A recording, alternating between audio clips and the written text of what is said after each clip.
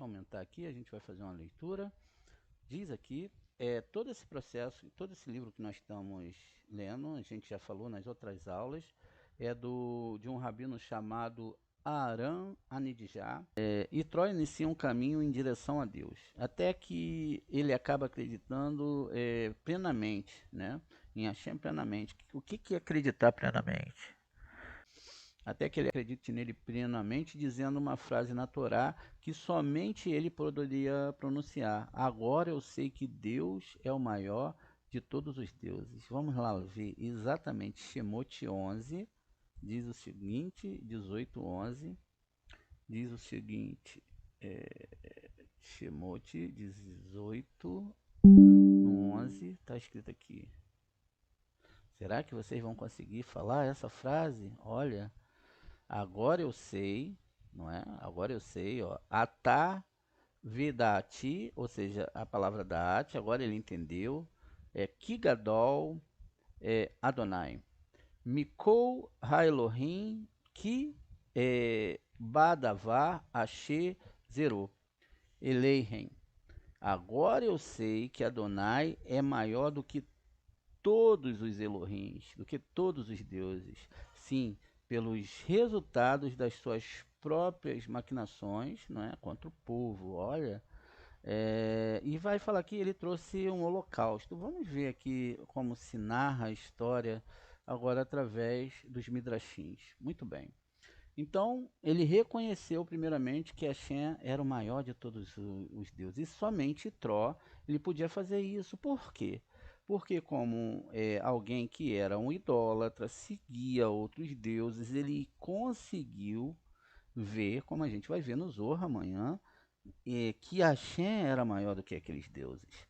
O nível da capacidade do que está escrito dentro da Torá, quando bem entendida, quando vista à luz dos sábios, ela deixa as outras escrituras e as outras religiões bem longe daquilo que realmente é a Torá.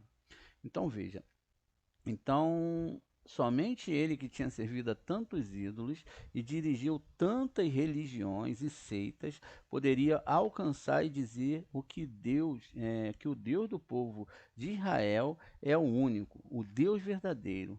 E dessa forma ele reparou o ateísmo de Caim, porque quando você comete um ato errado é porque você tem o ateísmo dentro de você.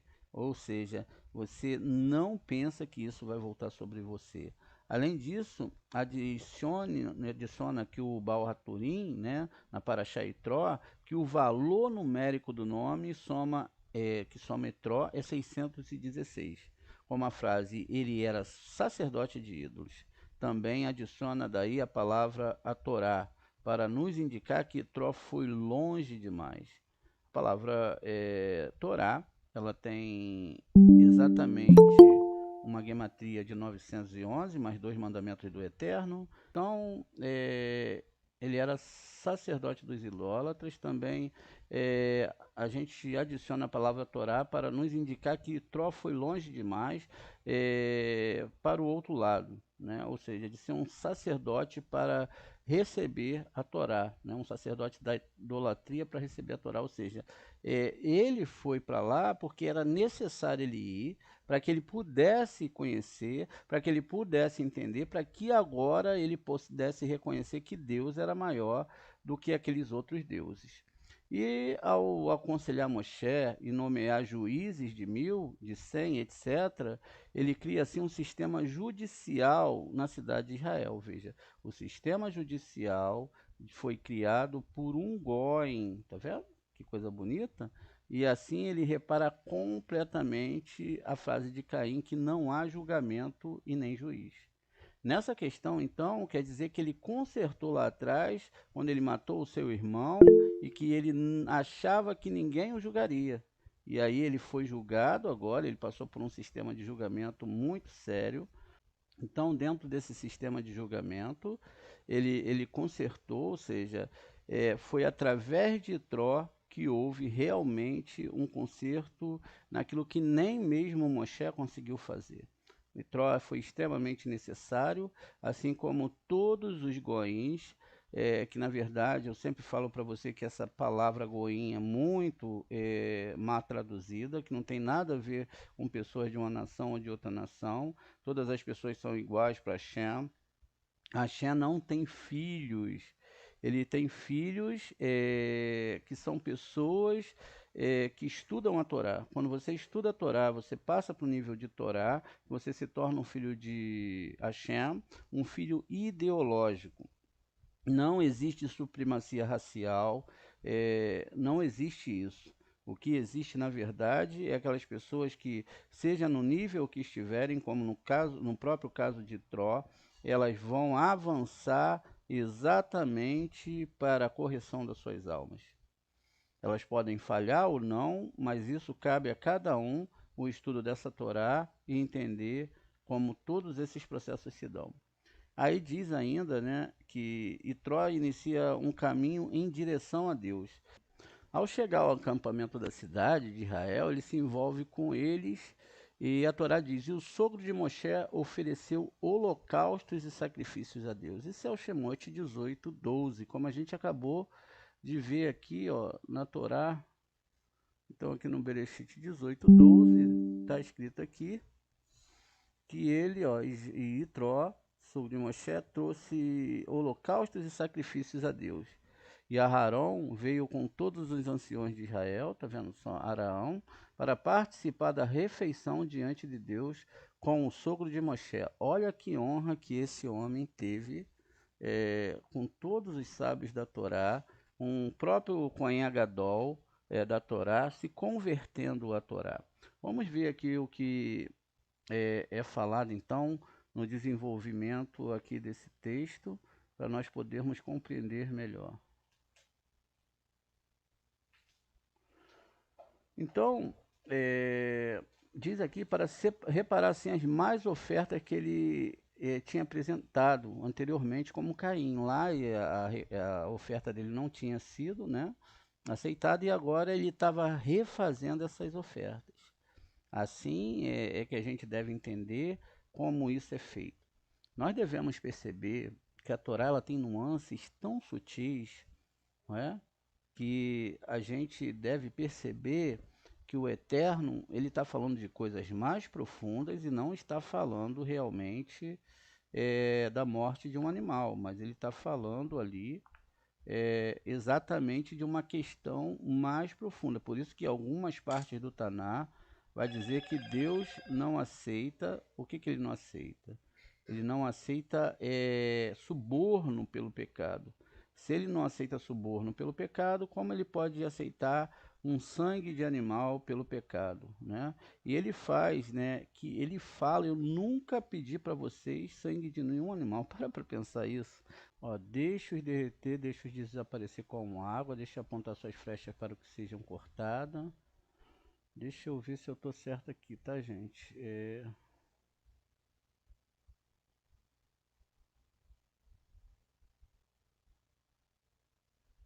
Não, não é isso não. Um instantinho, gente.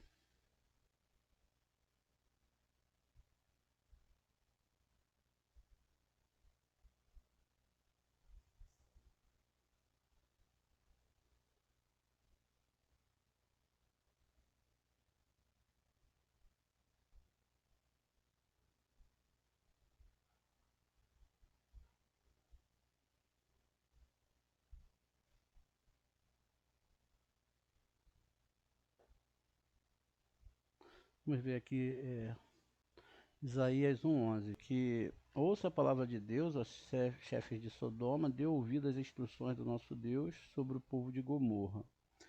Que necessidade eu tenho de todos os seus sacrifícios, diz Deus. Estou farto de holocausto de carneiros, sebo de gordura e sangue de touros. Eu não tenho prazer em cordeiros e bodes. Que você venha aparecer diante de mim. Quem pediu isso a você? Né? Que atropela os meus tribunais. Quem foi, né? Diz ainda, toda oração é inútil, o incenso é ofensivo para mim, lua nova e sábado, proclamação de solenidades, assembleia com iniquidade, eu não posso suportar essas coisas. Suas novas luas, estações fixas, encha-me de ódio, né? Eles se tornaram um fardo para mim. Eu não posso suportá-los. E quando você levanta as mãos, desviaria os meus olhos de ti. Embora você ore longamente, tá vendo? Eu não vou ouvir. Suas mãos estão manchadas de crime. Levante, lave-se bem, coloque as suas más ações longe da minha vista. Pare de fazer o mal. Aprenda a fazer o bem, dedique-se à justiça, ajude o injustiçado, defenda o direito do órfão, defenda a causa da viúva. Venha, vamos chegar ao entendimento, diz Hashem. Seja seus pecados como o carmesim, eles podem ficar brancos como a neve. Seja eles vermelhos como a lã tingida, eles podem se tornar como a lã. Essa questão da viúva e do órfão aqui, depois a gente vai entender de uma forma cabalística, o que não tem nada a ver com o texto duro que está aqui. Mas veja, o Eterno não deseja sacrifício. Ele não precisa disso, ele não precisa de gordura, ele não precisa de sangue, ele não precisa disso, ele precisa que as pessoas mudem as suas ações mais para o bem. Então vamos continuar aqui para entender aqui o que está sendo falado. Então, ele ofereceu esses sacrifícios, ou seja, trocou o mal em bem, aquela má ação que ele tinha lá no passado, agora ele conseguiu consertar. E de acordo com essa explicação, entendemos agora que mais tarde, né, o sacrifício, a Torá diz, Itró e Aharão e todos os seus homens sentaram-se para comer. A gente acabou de ler isso, não é? Eles perguntaram, o nosso sábio, por que Moshe não sabe, né? Ele não estava encontrado lá na lista dos convidados. Por que ele não estava lá? E a resposta foi surpreende a gente, né? Porque a gente sabe lá que Moshe, na verdade, ele era o garçom. O garçom não está na lista dos convidados. E ele ainda aqui se pergunta, não é? Como é que poderia o rabino-chefe de Israel não estar lá no meio e aparecer naquela refeição como garçom? Mas que a explicação se baseia no sode de que Moshe, né, conseguiu chegar e reparar a própria culpa que ele teve como Ével, já que em sua vida passada, depois que seu irmão trouxe as ofertas, não é aquelas ofertas que eram baixas, ele sentiu orgulho, ele levantou para os céus os olhos e as mãos e não viu a dor do seu irmão, não é? Então, agora o seu irmão, que é Itró, ofereceu o melhor, né? E curvou-se diante dele, ou seja, o Moshe se curvou diante dele e serviu como garçom. E desta maneira, Caim compensa seu sacrifício inadequado, né? E o Ebel, não é, que estava lá atrás, ele consertou o seu orgulho. Então, dessa forma, o Caim veio e ele conserta mais uma parte da sua alma. Então, depois desses segredos, né, vão se cumprir, vão seguir outros segredos dentro da Torá. E esses segredos que tem dentro da Torá é justamente quando o próprio Moshe ele vai sair do Egito após matar o Mitzray, então ele vai encontrar com essa segunda parte da reencarnação de Caim, e chegando lá, ele vai então oferecer água para as 7 filhas de Itró. Entre essas filhas, exatamente, vai ter Tsípora. Como essa Tsípora, ela era a alma gêmea do nosso querido Moshe, isso está descrito justamente na hora que ele encontra com ela, e essa era a alma gêmea que Caim tinha roubado lá atrás de Abel. Vamos dar uma olhada aqui nos textos como é descrito isso.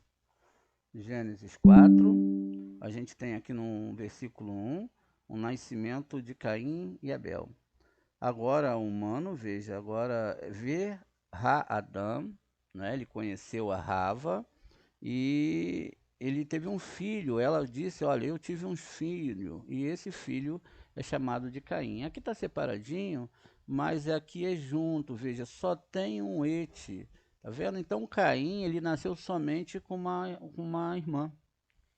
Ele já nasceu com a sua esposa, como foi o caso do próprio Adão, que nasceu com Rava. Então ele já nasce com a sua alma gêmea. Aqui embaixo, aí vai nascer Abel, logo após, ele deu à luz e seu irmão Abel. E Abel tornou-se pastor de ovelha. Quando nós chegamos aqui, nós temos um duplo et, ó, et e et, mostrando que Abel nasceu com duas almas gêmeas, duas irmãs, e que o Caim, né, a gente vai ver isso mais profundamente, o Caim, ele teve então intenção numa dessas irmãs. E aí ele mata o Abel justamente por causa dessa irmã. E assim agora lá na frente como Itró, essa Tsípora que nasce como filha dele, na verdade é a alma gêmea de Abel, e ele tinha que devolver. Só que quando o Moshe chegou lá, ele ficou muito assustado porque ele estava fugindo do faraó e ele acabou botando o Moshe no calabouço. O Moshe ficou no calabouço e ele não deixava o Moshe sair de jeito nenhum. De contrapartida, nesses 10 anos, ele não deu a sua filha Tsípora para ele casar.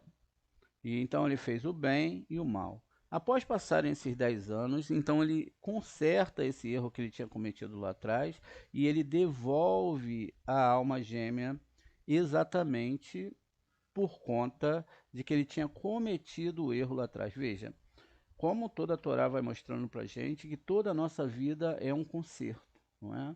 E toda a nossa vida ela é feita de consertar aquilo que a gente fez errado em outra vida e talvez até nessa vida mesmo, e agora a gente tem a responsabilidade de consertar esses erros para que a gente possa realmente chegar ao nível de entendimento que é essa Torá.